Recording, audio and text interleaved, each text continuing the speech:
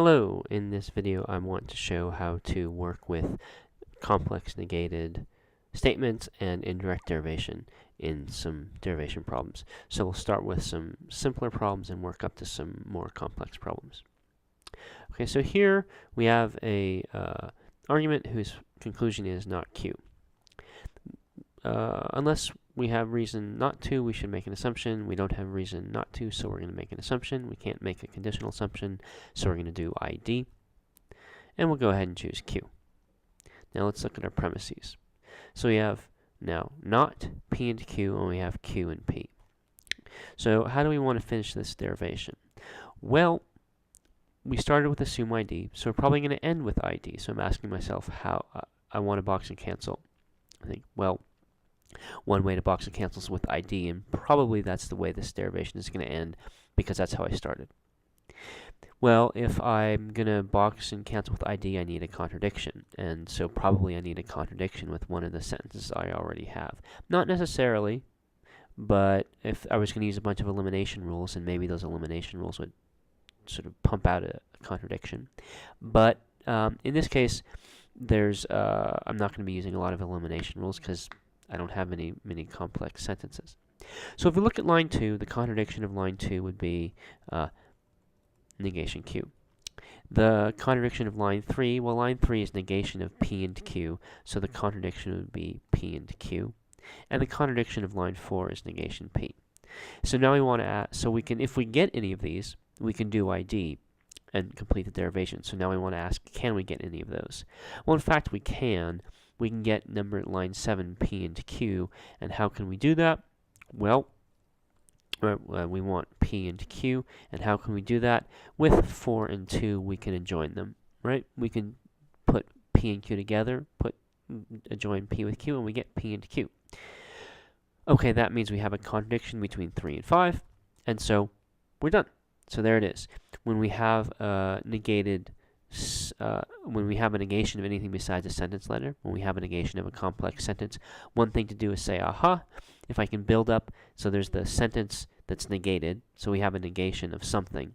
If I can get something, the unnegation of the original thing, so line 3, not P and Q, I want to get P and Q. If I can get P and Q, then I have a contradiction. So, there we go. Let's look at another one. Okay, so here, our conclusion is not P. So we'll go ahead and make an assumption. We'll assume P, and let's bring in our premise. Well, again, there are a couple different options, actually. If we're continuing sort of this strategy I've been talking about, we think, well, I want to try to get a contradiction. There's negation of P, and I have two sentences. I have P, and I have not P or Q. So this contradicts 2, and this let's see if I can do that. There we go. Contradicts 3. So I'd like to get either not P or, and then I could do ID, or I would also like to get P or Q, because again, I could do ID. Well, in fact, we can get P or Q because we can add Q to P. We can put Q on the right side here, and there we have a contradiction between 3 and 4. So there we go. That one's pretty straightforward as well. Now, if you have the DM rule, you could do this derivation differently. You would say 3DM, and then you would simplify off the left not P, and you would have a contradiction with between 2 and 5.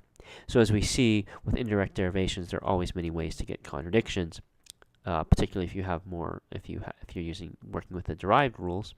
But even if you're not, that's fine. You can do this, and you have your contradiction. You're thinking, there's a complex negated statement. I want to get the unnegation of it, and then I can do ID. Good. Let's look at another one. Okay, so again, we'll make an assumption. And here we have our premise is negation of if P then Q. Now this is a little bit trickier. In the previous two derivations, we were able to use an inference rule, an introduction rule. So let's slow down. We would like to finish with ID probably, so we need a contradiction. So we need either not Q to contradict line 2, or if P then Q to contradict line 3. Okay, good. Now, it's entirely unclear where not q would come from, but maybe we can get if p then q. But how are we going to get if p then q? In the previous derivations, we used an introduction rule to get the unnegation. We used adjunction to get p and q. We used addition to get p or q. Well, how do you get a conditional? How do you get a conditional? Because we would like to get if p then q. How do you get a conditional? We don't have any inference rules. You got to do a subderivation. So we'd say show if p then q. And we can make an assumption if we like. But now if we look at 4, we think, how do I box and cancel if p then q? Well, either I get if p then q, or I get the consequent. And what is the consequent? The consequent is q. I get the consequent and apply cd. Well, look, we actually have q already, so we can say 6. So we need to bring it down, so it's beneath the show line. We're going to box and cancel, and then we say, look, there's q. That's on line 6. That's consequent of line 4. That's cd. Good. And now we have our contradiction between 3 and 4. So again, it's the same general idea. We have a complex negated statement, so we decide, okay, I'm going to try to get the unnegation of that in order to do indirect derivation, to box and cancel with indirect derivation.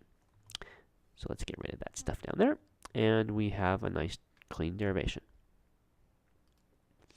Okay, let's continue in this vein. We want to show not q. Let's make an indirect assumption, and let's bring on our 2 premises. Okay, so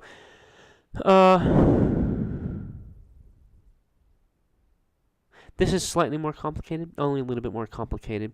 We want to show there's that negation p if and only if q, and the q and the p. So I'd like to get not q, or not p, or p if and only if q.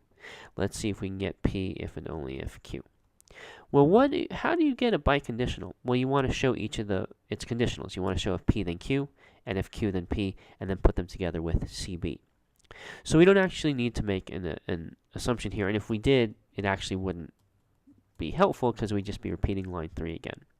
What we want to do instead is do some more subderivations. First, we want to show if p then q, and what we really need is just 2, which is the consequent of line 6, so we can say 7 cd.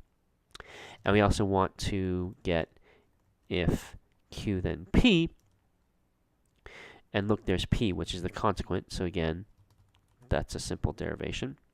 Now we want to put those together, and we get p if and only if q.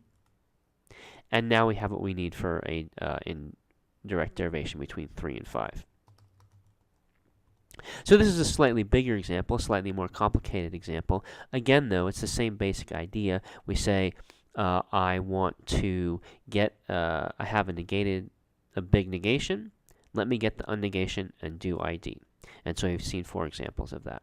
So I'm going to finish this video now, and in the next video I'm going to continue with this idea, but looking at applying it in some more complicated contexts, which I think you'll find helpful for working on your derivations homework. So you'll want to watch that video as well.